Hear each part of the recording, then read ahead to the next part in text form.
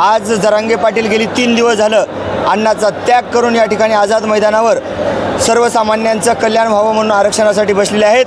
पण सरकारचं अजूनही झोप गेलेली नाही आणि सरकारची जर झोप घालायची असेल तर मराठ्यांना 4 वाजल्याच्या नंतर तीव्र आंदोलन त्या ठिकाणी करावं लागेल। शांततेत हे सरकार उठणार नाही।